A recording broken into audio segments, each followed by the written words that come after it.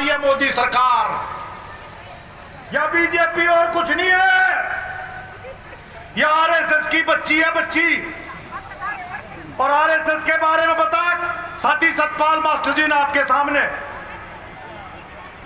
तो इस नीति के तहत है आज, यह मामूली मामला नहीं है।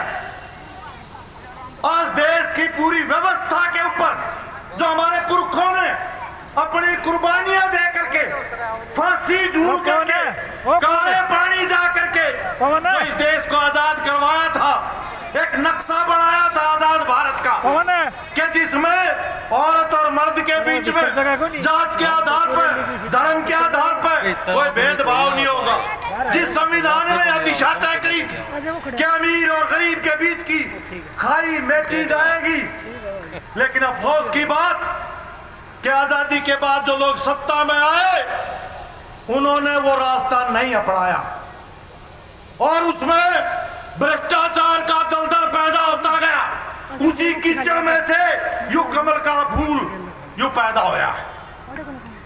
हमारे सामने ऐतिहासिक जिम्मेदारी, यह सारा प्रचार तंत्र जितना भी है खरीदा जा चुका बड़े पूंजीपतियों का, जिसको किसान आंदोलन ने कहा गोदी मीडिया है, यह मोदी की गोदी में बैठा है। यह अडानी अंबानी की दलाल सरकार है और यह सारा मीडिया उनका, प्रचार तंत्र उनका। वो क्या कहते हैं जब हम ये कहते हैं महंगाई बढ़ गई, नु कहेंगे पहले के बढ़िया ना करती, हम नु कहेंगे बेरोजगारी बिना पहले के नहीं थी। जब सारी चर्चा कर लेंगे ना, पहले तो स्कूल नए बने थे कुछ, तुम एक स्कूल बीजेपी के राज में एक नया स्कूल नहीं बना, बंद तुमने डेरे कर दिए, हजारों स्कूल बंद करे। एक नाम बता दो कोई, जब उन दोनों कोई जवाब नहीं होता, सारी बात बड़ी ना करूं तो फिर न्यू कहेंगे फिर मोदी का विकल्प बताओ। मोदी का विकल्प क्या है? कौन सा नेता है? क्या चेहरा है तुम्हारे पास विपक्ष के पास?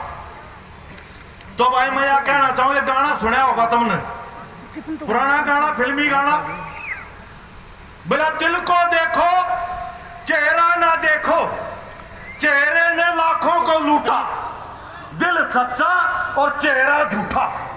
यू जो मोदी का चेहरा है, इसने लाखों नहीं करोड़ों को लूटा है, यू झूठा है, इसका दिल अडानी अंबानी के लिए खड़कता है। बात देखने की क्या है कि इसका दिल, इसकी नीयत, इसकी नीतियां वो किसके लिए काम कर रही है, जिसकी चर्चा की है। आप देखिए, जिस समय सारी दुनिया में महामारी थी, लोगों के रोजगार बंद कर दिए गए, काम बंद कर दिए, सरकार ने करा लॉकडाउन, लोगों के काम धंधे बंद, आमदन की स्रोत बंद। जरूरत तो थी सरकार की तरफ से लोगों का सहारा लाया जाता, लोगों की मदद की जाती। कोरोना के टाइम पर, अकेले कोरोना के टाइम पर जो कमल प्रकाश ने बताया, 16 रुपये तो कोरोना के टाइम पे 14 बार बढ़ाए, लेकिन कोरोना के टाइम पे एक झटके में 16 रुपये प्रति लीटर डीजल के ऊपर चक्कू बिठा दिया, लोगों को लूटा। और अपने यार पूंजीपति ने थोड़ा ना अडानी दुनिया का अमीर हो गया। किसी ने सुना था 10 साल पहले नाम अडानी का, को सुना था कितने ने? यू मोदी का यार गुजरात था, आया गुजरात जब यू मुख्यमंत्री था, और उड़े कौड़ियों के भाव जमीनें अडानी को दी गई, बंदरगाहें दी गई। वो यार था जिसने पैसे लगाए इसके चुनाव में, जिसने इसको हेलीकॉप्टर दिए थे, उसके चंदे पर, इन अडानी अंबानी के चंदे पर मोदी आया। और चंदा के तो रिश्वत थी, वही पैसे के बदले में है। आज मोदी सरकार मारे पर तो टैक्स लगावे, चून पे भी, आटे पे भी, दाल पे भी, और जब तुम मरोगे शमशान घाट की लाकड़ी पे भी टैक्स, जीएसटी भी लगाया। आम जनता पर टैक्स।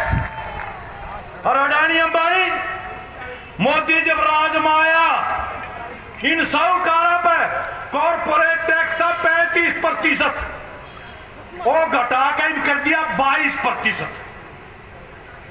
अगर टोटल करो पिछले 5 साल का भी 12 लाख करोड़ रुपए, एक साल में 4 लाख बताया कांग्रेस प्रकाश ने, 12 लाख करोड़ रुपए जनता से सिर्फ तेल और गैस पर टैक्स लगा करके लूटा, और अपने यारा का, अडानी अंबानी का, उनका सरकारी बैंकों का कर्जा 10 लाख करोड़ रुपए का माफ किया। उनके 10 लाख करोड़ के कर्जे माफ, और हमारे किसानों के ऊपर, मजदूरों के ऊपर, नौजवानों के ऊपर आत्महत्या कर रहे हैं। कोई रास्ता नहीं है, यो है जो रास्ता अपनाया जा रहा है लूट का। देश की बंदरगाह, देश के हवाई अड्डे, देश के बिजली के कारखाने, रेल की लाइन, बिजली के तार तई आज देश में मोदी की सरकार ने उनके हवाले करने का फैसला किया। आज कहता है खट्टर कि 8 साल में विकास के हमने नए आयाम पैदा किए, नए आयाम, बेहयाई, इससे ज्यादा और क्या हो सका है? वो किसने विकास का है? अमीरी में तो ठीक है, दुनिया में आज हिंदुस्तान का अडानी हो गया, लेकिन दुनिया में आज सबसे ज्यादा भूखमरी है तो 116 देशों में से 111वां नंबर हिंदुस्तान का। लोगों को खाने को नहीं मिल रही। अरे इन लोगों को शर्म नहीं आती? आज अपंग अपाहिज विधवाओं की, बूढ़े बुजुर्गों की 1 2 4 नहीं, 2.25 लाख इस खट्टर की बीजेपी सरकार ने 2.25 लाख लोगों की जिनने पेंशन मिला करती, वह पेंशन ताई काट ली, 2,500 रुपये ली। अपंग अपाहिज है बूढ़े, कई तो जिंदा हैं और फिर भी मरे और दिखा कर पेंशन काट ली। वहां वही बाप ने कई जगह तेरे फूफा जिंदा है, तारी बुआ जीवा है, मेरी पेंशन क्यों काट ली? 3 साल हो गए पेंशन काट रखी। बूढ़े बुजुर्ग दफ्तरा में जाओ चक्कर मारे और इतना पेंशन नहीं मिला है। आखिरकार देखो 80 साल की, 85 साल की बूढ़ी औरतें, बुजुर्ग लोग, उनको सड़कों पर आना पड़ा। आज हर तबका, चाहे वो आड़ती हो, विद्यार्थी हो, स्कूलों के आगे आज बालक मारे जिन आज पढ़ने का टाइम है, उनको बाहर बैठना पड़ रहा है। आज हालात हरियाणा की क्या बन चुकी? 1 नंबर हरियाणा जिसने कहा करते, आज हरियाणा 1 नंबर क्या में है? बेरोजगारी में 1 नंबर, देश में 1 नंबर, नशे में 1 नंबर, अपन फिरौती में 1 नंबर। देश में आज एमएलए, हरियाणा के एमएलए, वो मुख्यमंत्री से कहे हमारी सुरक्षा करो, धमकी मिल रही है, फिरौती मांगी जा रही है, इस्तीफा तक दे दिया कि एमएलए ने, तो कि मरण तो था, पेंडा छुटा हुआ एमएलए थे। हालात बहुत खराब है। ऐसे में सवाल वही है कि फिर वो कहते हैं कि मोदी का विकल्प चेहरा क्या है, तो हम बात वही कहते हैं भाई, चेहरा है कि इस देश में कोई कमी नहीं 150 करोड़ का है। सवाल है नीतियों का, विकल्प का, जो भगत सिंह ने भी कहा था कि अरे लॉर्ड डर्बी की जगह किसी गोपाल दास ठाकुर दास ने बिठा दो, कोई फर्क नहीं पड़ेगा जब तक या शोषण की व्यवस्था खत्म नहीं हो जाती, तब तक कोई फर्क नहीं पड़ेगा। सिस्टम बदलना पड़ेगा, नीतियां बदलनी पड़ेंगी, और वो नीतियां बदलने का रास्ता है। थोड़े साधन है। देश का सबसे ज्यादा सघन आबादी का राज्य है केरल, धरती थोड़े मानस गणे, समुद्र का कट है, समुद्र भीतर बढ़ रहा है, खेती के लायक जमीन कम है, खान के दाने पूरे नहीं बाहर से लेना पड़े, सीमित साधनों के बावजूद। यह है जो कम्युनिस्ट आज पूरे देश में करना चाहते हैं। यह चुनावी राजनीतिक पार्टियों के जोड़ तोड़ से सिर्फ बात नहीं बनेगी। चुनाव में कोई न्यूज सोचे कि भाई कुछ पार्टी बात तो होंगी, और वह भी जब होंगी जब जनता ने साटे लेकर खड़ा होना पड़ेगा, सड़कों पर आना पड़ेगा।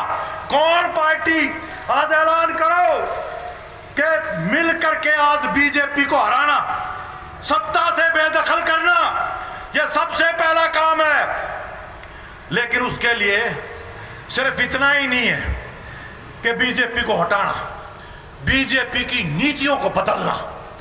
क्यों नहीं हो सकता जब केरल की सरकार, वहां धान की कीमत एक राज्य 2820 रुपए क्विंटल देती है, 2820 केरल में हमारी सरकार, और मोदी की सरकार हरियाणा पंजाब कितना है 2040 रुपए क्विंटल धान का। सारे देश में किसान का धान 1100-1200 रुपए में पिटता है, कोई खरीदने वाला नहीं मिलता। केरल की हमारी सरकार ने दिए हैं 2820 रुपए क्विंटल। किसानों को सब्सिडी पर खरीदारी, उसको लागत दो, और उसके साथ जब ये न्यू कह देना किसानों का भाव बढ़ेगा तो खाने की चीजों की महंगाई बढ़ेगी। उसका भी उदाहरण मैं देता हूं केरल में। और चुनौती है, भाड़ा ना हो तो मेरे घर ले जियो, कोई भाई दो केरल में देख के आओ।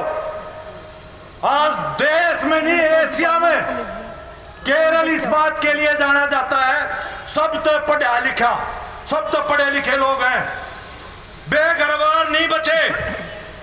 और वहां औसत आयु जिंदा रहने की देश में सबसे ज्यादा क्यों है कि खाने की खुराक सरकार सबके लिए राशन वितरण प्रणाली के तहत वो भरपूर मात्रा में देती है।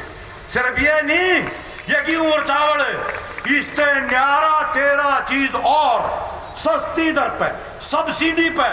देखियो यू है फर्क। एक तरफ तो मोदी चून पे, आटे पे, चावल पे, दाल पे जीएसटी लगाता है, और दूसरी तरफ केरल की सरकार क्या है, बोली हम इन पर जीएसटी नहीं लगाएंगे, हम इन पर सब्सिडी देंगे, सब्सिडी देंगे। आप जाओ और दुकाना पर सारे की बात नहीं बताता मैं, पर भाई केरल में दुकान चने नहीं होते, बाहर तो मंगावा है, पर चने की दाल 54 रुपये किलो वहां की सरकार आम जनता को देती है। 54 रुपये। अरे एक चने की नहीं, 6 दाल हैं, फिर घी भी है, तेल भी है, खाना बनाने का सारी चीजें हैं। तो हम बात यह कर रहे हैं कि देश के स्तर पर हमने यह मांग उठानी पड़ेगी। यह आंदोलन जो आज किसान कह रहा है, न्यूनतम समर्थन मूल्य स्वामीनाथन की रिपोर्ट के मुताबिक खेती बाड़ी में अगर किसान को लाभ नहीं होगा, देश आगे नहीं बढ़ सकता। खेती बाड़ी का संकट सिर्फ किसान का संकट नहीं है, ये देश का संकट है। अरे जिंदा रहने खातिर रोटी तो चाहिए, अगर खेती मर गई तो देश कुकर बचेगा। इसलिए सबसे पहला सवाल आज सारी विपक्षी पार्टियों के लिए आपने खड़ा करना पड़ेगा। संयुक्त किसान मोर्चे की तरह से अब मजदूर मोर्चे भी, कर्मचारी मोर्चे, महिला मोर्चे, नौजवान मोर्चे, सब ने मिलकर साझी मांग उठानी पड़ेगी।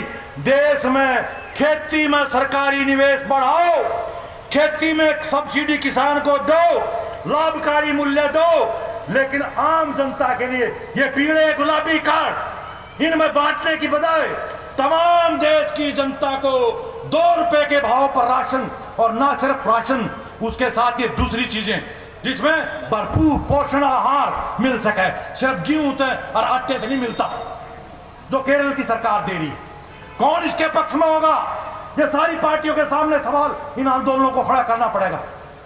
आज एक तरफ हरियाणा जिसमें स्कूल बंद हो रहे हैं, प्राइवेट स्कूलों के लिए खुद सरकार कह रही है गरीबा के बालका ने जाओ प्राइवेट में जाओ, थारी फीस हम देंगे।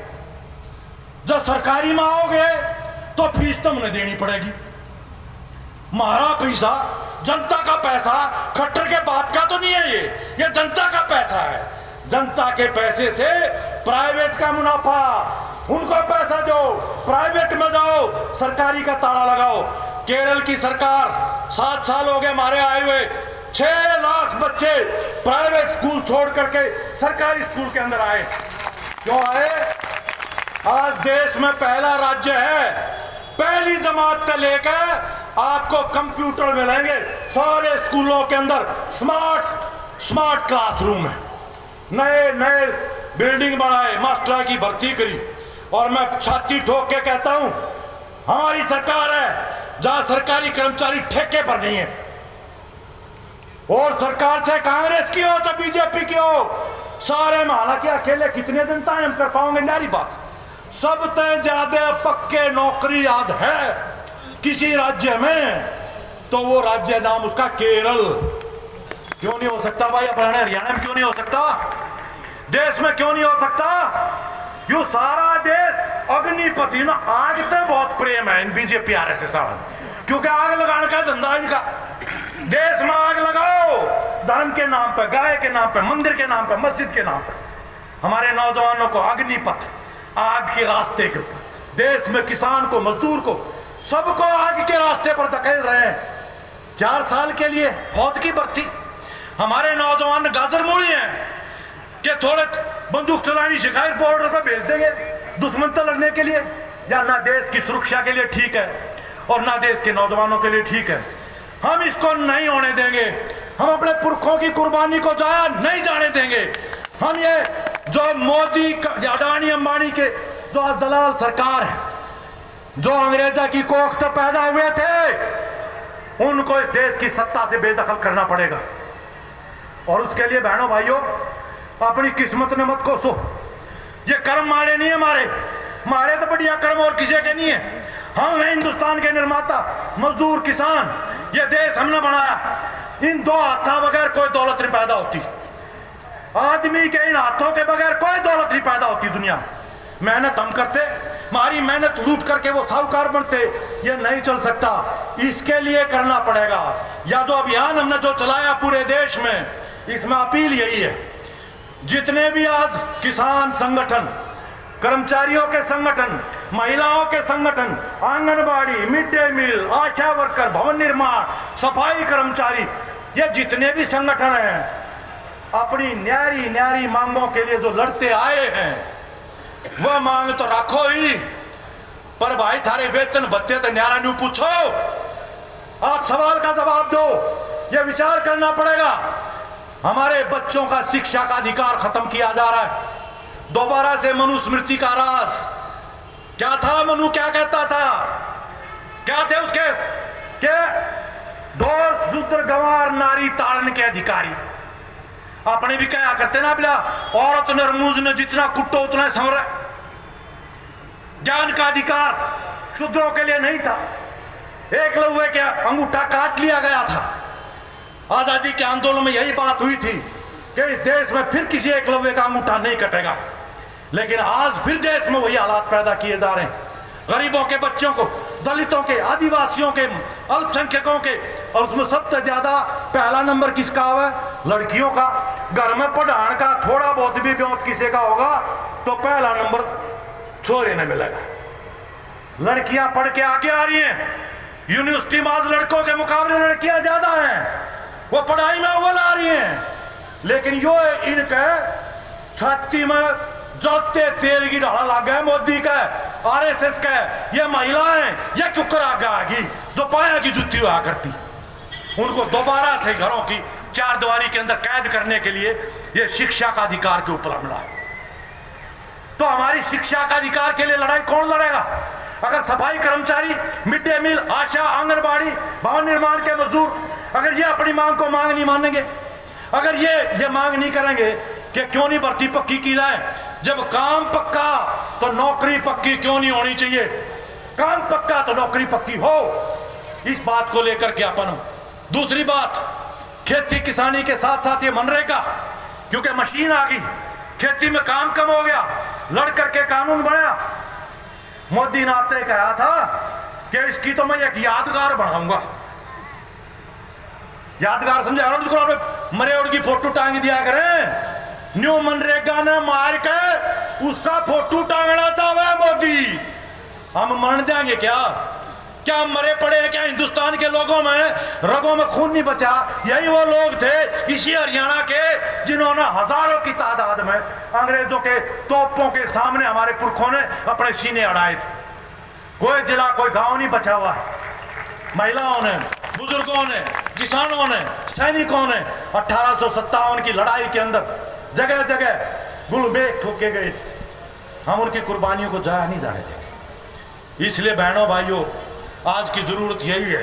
ये जो प्रतिरोध, हमने जन प्रतिरोध सभा जो लिखा है, इसका मतलब ये है कि जनता को प्रतिरोध करना पड़ेगा।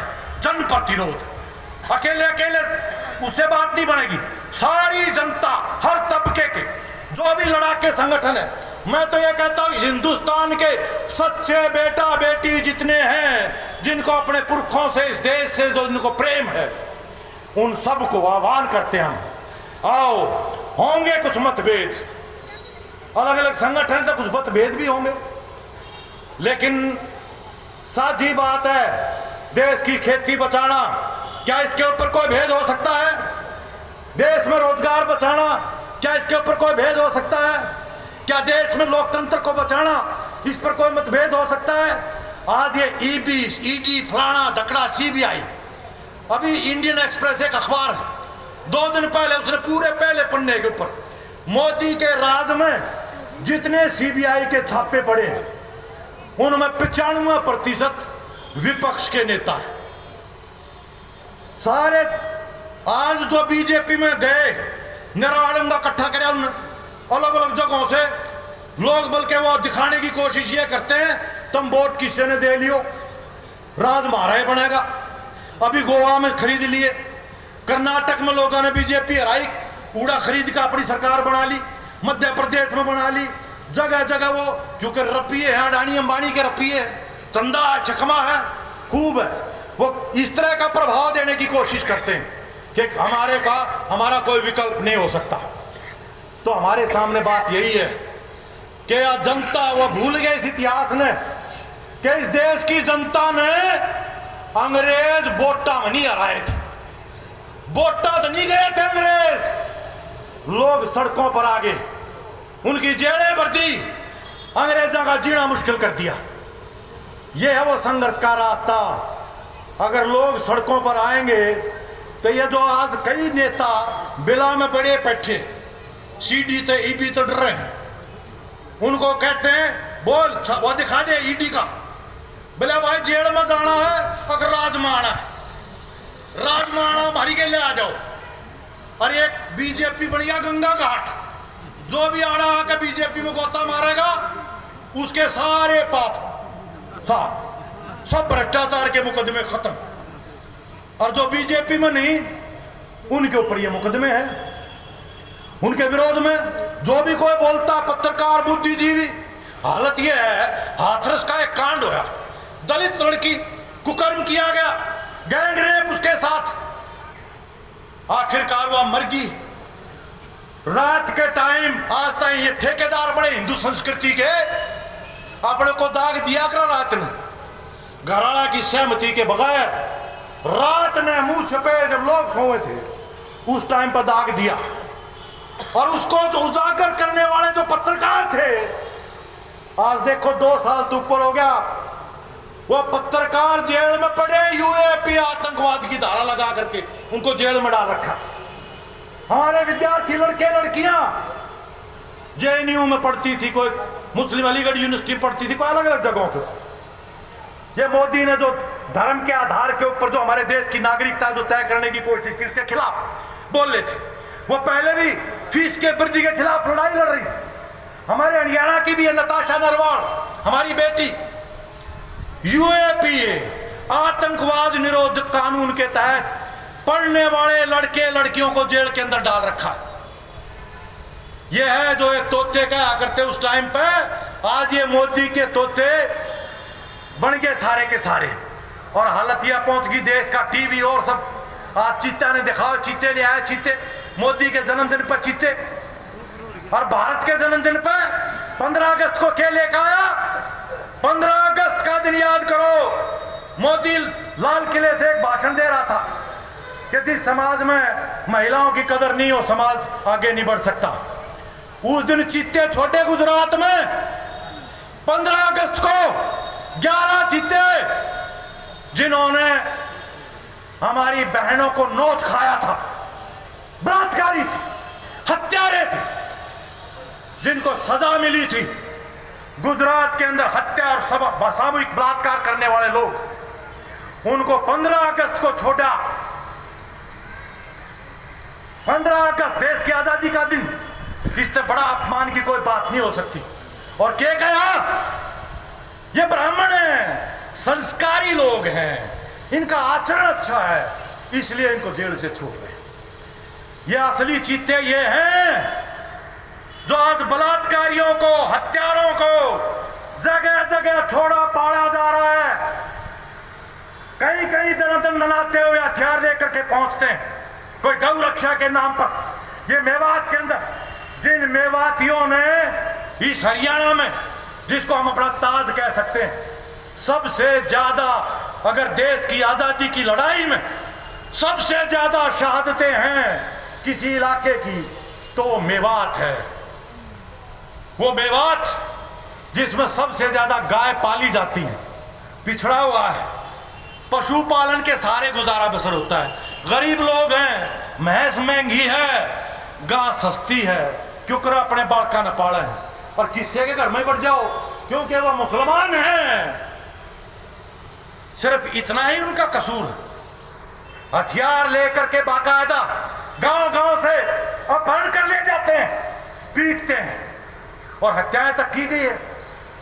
भीड़ इकट्ठी होकर के पहलू खान किसान, एक पशुपालक, हत्या कर दी गई। अफसोस की बात कि हरियाणा का कोई विपक्ष की नेता भी कोई गोटा निवारण तक नहीं गया।